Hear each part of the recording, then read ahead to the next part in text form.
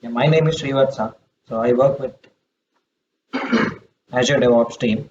So today we would see the introduction to the GitHub platform and the features that it offers as part of the service offering.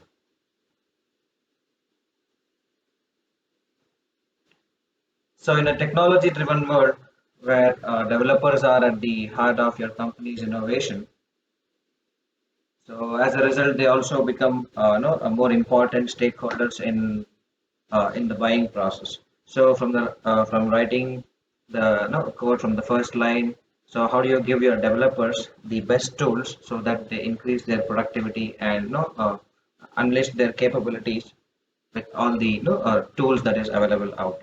So it's not only about increasing the productivity by offering the great tools. You should also facilitate the collaboration and the reusability of the code across different teams. So in this kind of environment. So this accelerates the problem solving and it focuses more on solving new problems that is important to your businesses versus the problem that's already being solved by others.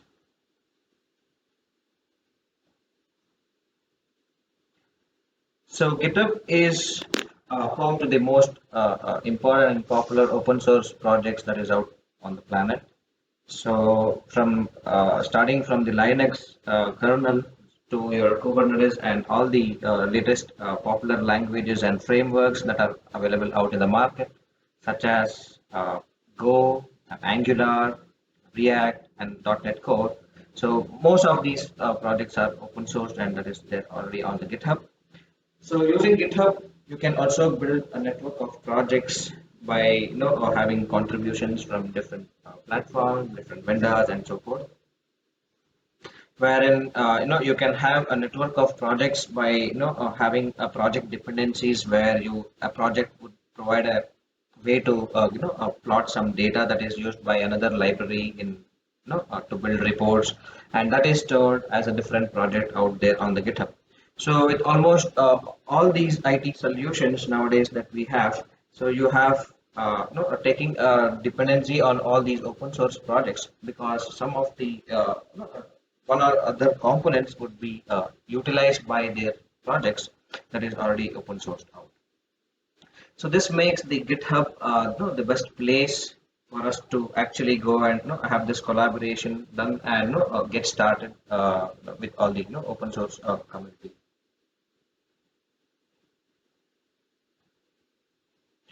So to innovate at scale and to deliver with confidence, so we there are couple of challenges that we have to start addressing. So the first one is so we have to maximize the developer efficiency. So because the developers' time is precious, so we have to provide them with the best tools that are available out, and they should also be having a reusability of the source code so that accelerates idea to to realization. And the next problem is so the collaboration. So developers should have a very good collaborative environment both internally as well as externally. So along with your partners and your open source communities, so that you have a very good development going forward. Where these when you have these too many developers collaborating on the same project or probably on the same code, so you need to have your software delivered in a very effective way and in a very good quality. So that becomes a challenge. So you also have to make sure that the code that can be built, so it also goes through various regression testing, and also you do a lot of security analysis so that can be deployed at any given point of time. So you should have an alignment with all these features based on your business objectives so that you'll have an ability to track as part of your development process from your development to your production. So once the code is up and running, so we should also have the ability to maintain the service, to monitor. So we have great tools that helps us to do this monitoring as part of Azure. So we have some services which can be utilized as part of this monitoring piece.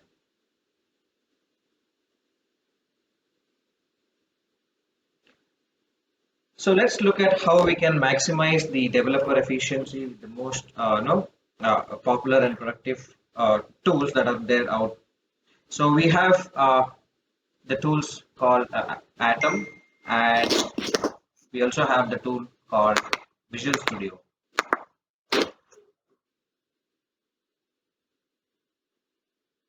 So, Visual Studio is the most popular tool, developer tool that is widely used, on the planet. So you can use Visual Studio or you can use Atom, one of the text editor that's available out. So you can use these tools to help, to help your development process ease. So where you can actually go and start, writing up your code, or probably go and do a lot of, version control operation, create a pull request, or go and give your comments, etc. So you can use these tools as part of your project development. So when you're trying to implement these open source practices, like probably doing the source code review, where developers are often forced to leave their editors. So using these,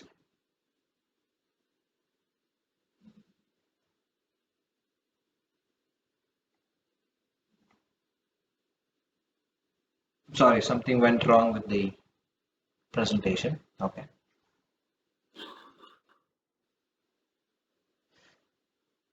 I hope you're able to see the slide.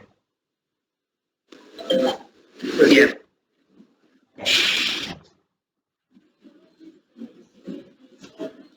So yeah, these tools help you to these two tool platforms have a great integration with the GitHub. So to have your any kind of source code development operations to be done. So it all starts with an application where you might have a single developer, no, but they might not have any isolation of work, anything as such. But at the end of the day, so you these people should have a collaboration along with the other colleagues who will be part of the same process, or the project. So at the end of the day, they'll be working with the colleagues on a platform, so that that gives them the synchronous collaboration across their locations and across time zones that they're working. So your teams also have to have this kind of collaborations with your developers, not internally, externally, apart from your organization. So along with your partners and contractors, to in a way so that you will be able to deliver and have a good collaboration at the end of the day.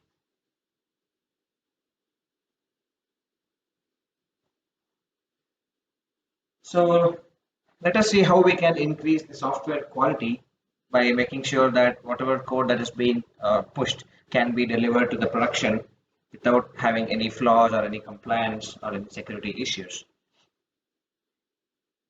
So in order to do that, so we have these Azure DevOps services which can be integrated with along with your GitHub, where you can use any of these services to help your software shift across your from your development to your production environments. So Azure DevOps allows you to plan smarter, have a good collaboration within the teams, across the teams, and you can also ship faster with the help of our Azure pipelines and Azure platforms, where you can go and do your target deployments either to your Azure or to any of your cloud platform.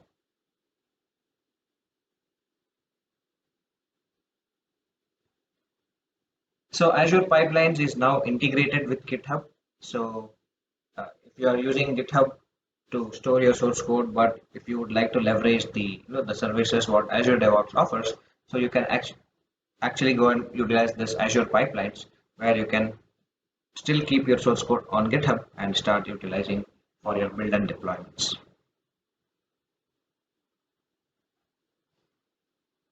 So when we talk with respect to the operations and monitoring, so let us see how we can operate with respect to Azure security and management. So what Azure offers as part of the monitoring tool. So with the help of Azure policy, you can define some set of policies before doing your CI/CD deployments with the help of GitHub Actions. So you can also use Azure Security Center to quickly monitor if there are any flaws in any one of your resources that is there, running on Azure platform. So with this, you can also go and actually pull out all the monitoring logs, tie it up to your CI/CD process, so that whenever there is a spike alerted saying that this is against your compliance or any policy that you would have set, so you'll be able to get the notification and have this inner loop running.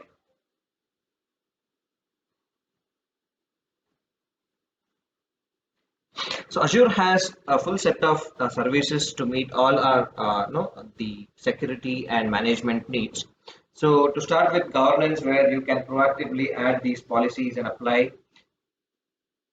So it helps us to centrally manage all the policies that you add for all the resources that you're monitoring it. And security, we have all the industry leading security and industry leading security policies. And also we would like to remediate if there are any security threats as part of the protection that we have Azure Security Center to do and monitor that. And resiliency, where if you want to have a high availability and protection for all the resources that you're looking out on the Azure platform. I'm sorry, Shiva, so we lost you in the middle, so just for a 15 seconds or something. Okay, can you know which part lost? After the governance, when you started the security part, that time. Okay, thanks. Okay, thank you. Yeah. So I'll just repeat what we went through. So Azure has a full set of services to meet all the security and management needs. So starting with the governance, where we have the Azure policies, where you can add these policies to enable for all the resources that you're managing on the platform. And coming to the security, yes, we have Azure Security Center, centralized security center to monitor for any kind of threat. And resiliency, where you have high availability for the resources that you're actually looking out for. That can be Azure backup and site recovery, and you can have any resiliency for protecting your virtual machines and so forth. And monitoring. So Azure Monitor helps us to give richer insights, with rich analytics for the resources that you'd go and spin up and monitor. For example, you have log analytics, we have a network watcher and other monitoring tools depending on the types of resources that you would be using it. And we have the tools to automate the end-to-end process. So it can be a PowerShell scripting, or it can be a configuration management where we use ARM templates to automate the resources and deployment of resources.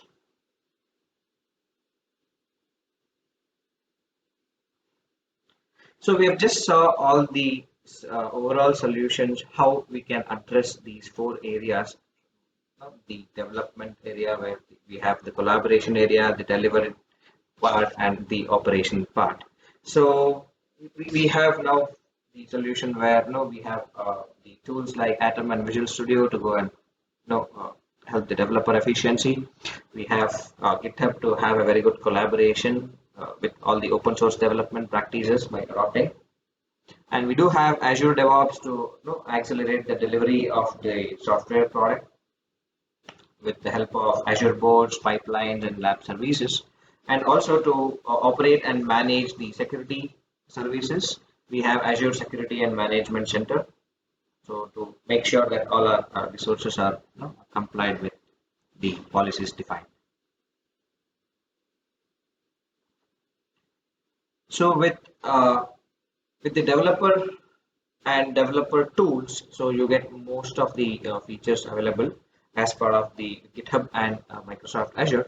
So although this is not a complete list of services what Azure gives us, we have more than the services that are listed out here, but we can still take the advantage and use some of these features as part of our the DevOps best practices, where we can go and do a deployment on the advanced platforms such as the Azure Kubernetes Service or Azure Functions and so forth.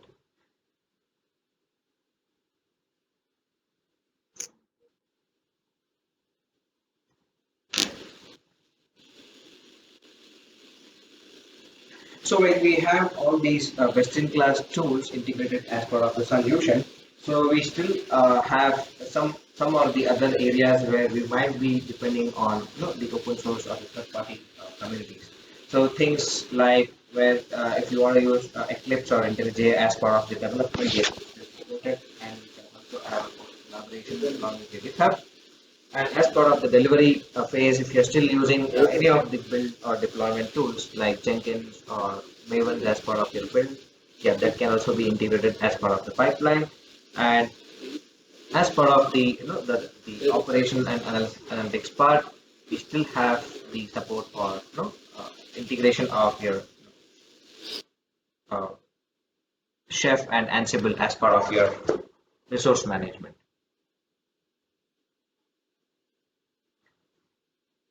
So GitHub has some set of features that you can see here, starting from the project management to your team management. How can you manage your project by starting up with your cards, where you define the work, take up the issues, start assigning these issues to your team members and get the feedback with all the fixes as part of the workflow.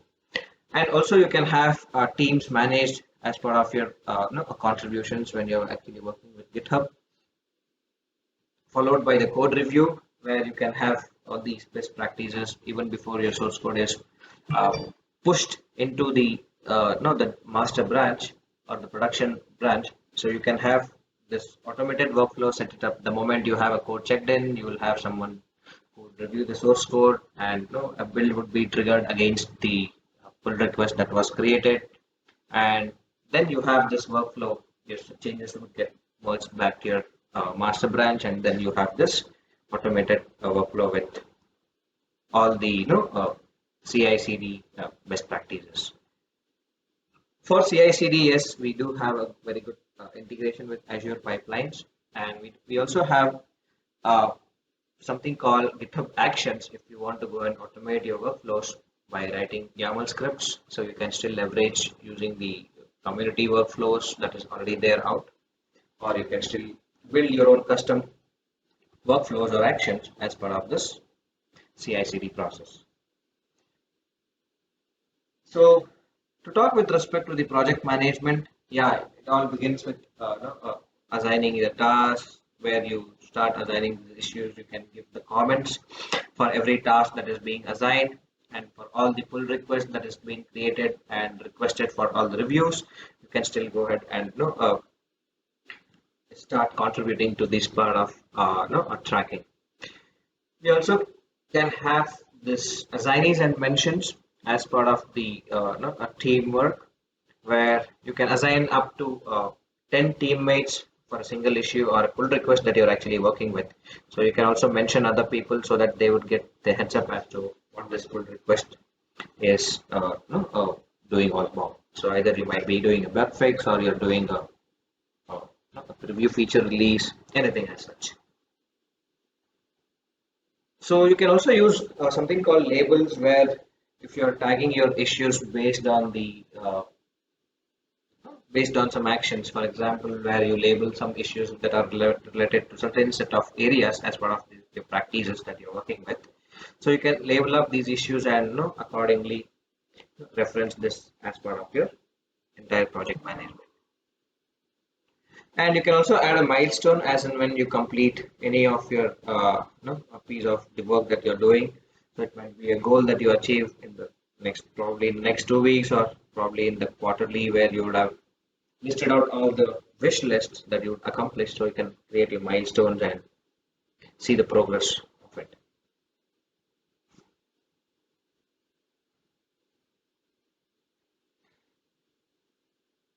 So next we have the source control, where the GitHub is widely used out in the market to mainly do the version controlling as part of their development process, where you can have your source code maintained, create all the custom workflows as part of Git. So Git is a distributed version control, so you can have your own isolated repositories at your local machines and start contributing to the projects. So you can also define your branching and merging strategies as and when you evolve as a team.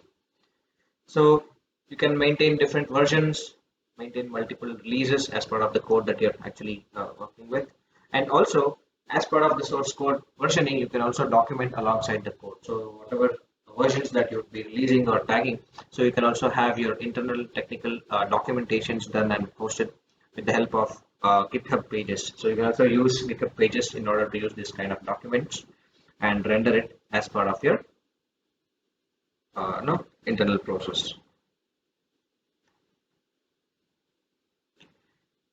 So as I said, you can also do your code reviews, which is a very good practice even before moving your changes from one branch to another branch. If you want to propose any changes as part of your PR review, you can do that by using @mentions. And you can also request a review if you have any changes that are outgoing from your end, and see the diff if you want to go and give some comments based on the issues that we are discussing, and define the policies so that you will be protecting your branches at any given point of time, so that there won't be going any no unknown pushes or unknown commits without your knowledge.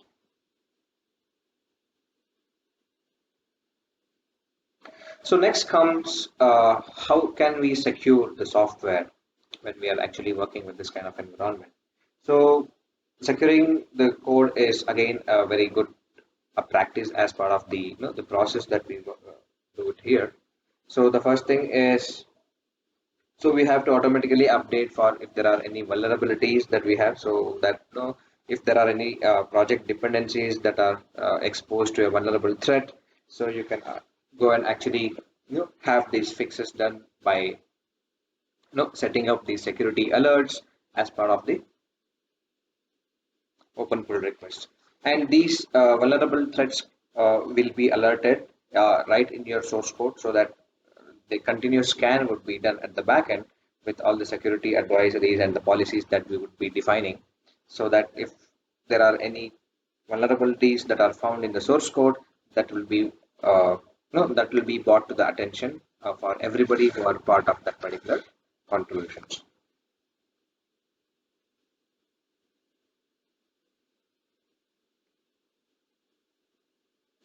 So next is our the continuous integration and continuous deployment. So as I said, you can automate your workflows for any platform. So when we talk about any platform, whether it is Windows or Linux or Mac, so you can use our GitHub actions in order to go and set up your custom workflows and automate it to do your deployments. So it can be done to deploy to any kind of environment. So whether you're building an API, whether you're building a web application or a desktop application, doesn't matter. So you can still use these actions and create your workflows and define it.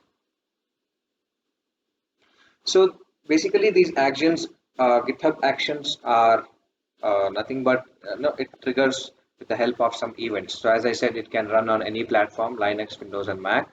And you have these events, you have different kind of events for which you can set up this workflow automated. For example, for every push, so if there are any changes to the repository, so for on every push you can trigger a build which actually goes and compiles the code against the changes that was pushed and runs all the test cases, does all the validation before it goes and deploys to any target servers. So that to that extent you can go and tailor your workflows and automate using GitHub actions. And this actions also gives you the live logs where you can see that if you have used Azure pipelines, so you can start this job and you could see the live console that would be executed, like what's happening in front of you. So whether depending on whatever the workflow that we would have set or we would have customized, based on that we will have all this workflows executed. We have hosted services where you can leverage to use this. So we have hosted runners for every operating system, that is for Windows, Mac, and OS. So if you want to go and containerize your application and do your deployments to your target servers like Kubernetes servers, or you have to push a Docker image to a Docker hub or do a deployment on your AWS servers on an EC2 instance, yes, you support it with the help of actions. So next, we have something called GitHub packages, where if you would like to share and consume these packages internally or externally within your organization or with the outside world, you can also use GitHub packages to monitor and manage this as part of your project. So you can also use actions to automatically publish if there are new updates for your packages, so that you can version your package based on all the new updates that you get, and install this and reference this as part of your actions in your workflows. So it's always free and open source to transfer your packages to and fro within.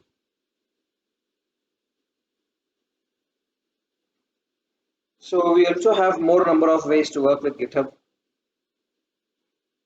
not only with respect to your Visual Studio or any other tools.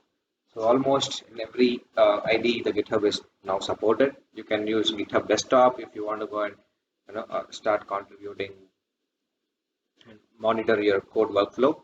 And you can also use GitHub extension, which comes with Visual Studio.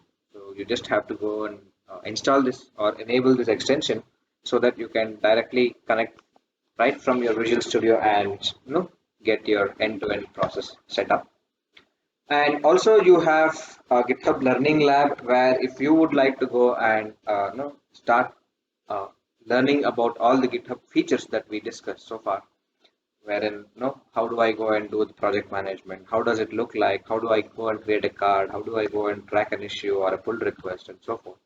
So all those things can be learned with a hands-on lab, where you can find that in GitHub Learning Lab.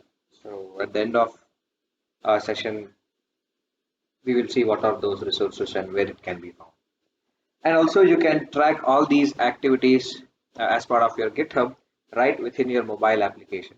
So GitHub mobile app is globally available now since yesterday.